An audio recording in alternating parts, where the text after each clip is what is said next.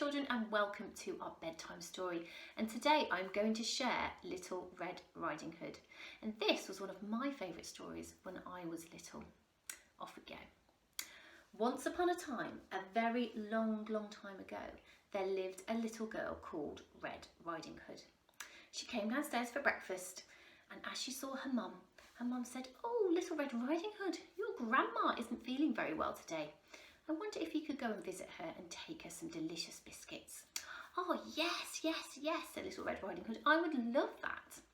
So, Little Red Riding Hood's mum packed a delicious basket full of biscuits and other treats for Grandma. Now, Little Red Riding Hood lived on one side of the forest and her grandma lived on the other. She would love to go and explore the woods and pick flowers and see all of the wonderful creatures that lived in the forest.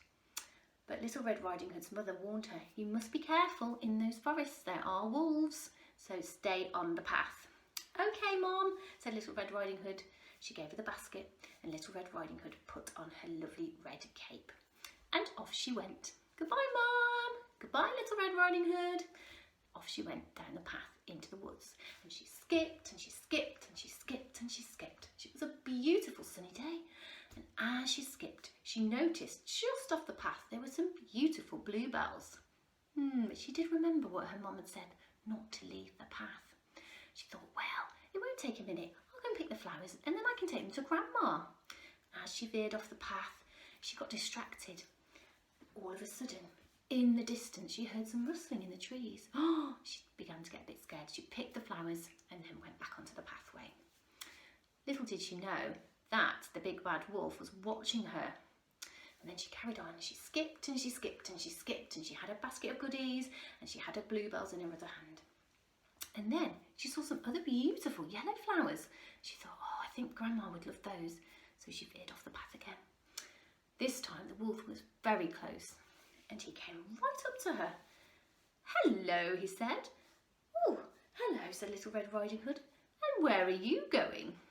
"I'm going to visit my grandma. She's really poorly, so I'm going to take her some nice treats." The wolf thought slyly to himself, "I would like to eat those nice treats. Well, I know what I'll do. I will go on ahead and go to Grandma's house and pretend to be Grandma." Little did Little Red Riding Hood know that this was going to happen. Anyway, she said, "I've got to go because Grandma is not well. Goodbye." And off she went. And she skipped and she skipped and she skipped. But the wolf was very fast and he ran on way ahead of her. As she walked through the forest, she saw the woodcutter. "Hello, Little Red Riding Hood," he said. "Hello, Mr. Woodcutter," she said. "Now do be careful. In these woods there are a lot of wolves, so you must stick to the paths." "Okay," said Little Red Riding Hood, "I will. I'm just going to see my grandma." "Okay," he said, and waved her goodbye. So Little Red Riding Hood was nearly there now, and she was skipping away and having such a lovely time.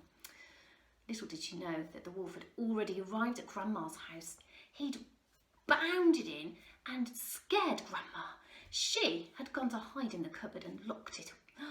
But the wolf was very clever, and what he'd done was he'd stolen her bonnet. He'd taken her glasses and he was even wearing one of her nightgowns. He got into her bed and pulled the covers up right over his nose. So when Little Red Riding Hood knocked on the door, "Come in," the wolf said. Little Red Riding Hood thought, "That does not sound like my grandma. Grandma, are you okay?" "Oh, I seem to have a bit of a cold," said the wolf. Little Red Riding Hood went in and she walked into her bedroom. "Oh, Grandma, what big eyes you have." "Oh, all the better to see you with, my dear," said the wolf. And then Little Red Riding Hood looked up and down. She looked very different today. Maybe she wasn't feeling well at all. Through the bonnet she could see some big ears. "Oh, Grandma, what big ears you have." "All the better to hear you with, my dear." And then she noticed, as the wolf did a big yawn, "Grandma, what a big nose you have." And then she saw his huge teeth. "Grandma, oh my goodness, what big teeth you have." And with that, the wolf jumped out of bed. "All the better to eat you with, my dear." And he ran around the bed chasing Little Red Riding Hood. But all of a sudden, the woodcutter burst in, and he had his axe and he chased the wolf right out of her house, and he ran through the woods and was never seen again. But poor Grandma, she could hear some noise. She was trying to get out of the cupboard. "Oh, help, help, help," she said. Little Red Riding Hood went to the cupboard and she unlocked the door. "Oh, Grandma, are you okay? Did the wolf hurt you?" No, I hid from him. I hid away." Anyway, Little Red Riding Hood got Grandma back into bed, all nice and cosy. She made her a nice hot cup of tea and gave her the cookies that she had brought her. And that naughty little wolf was never seen again.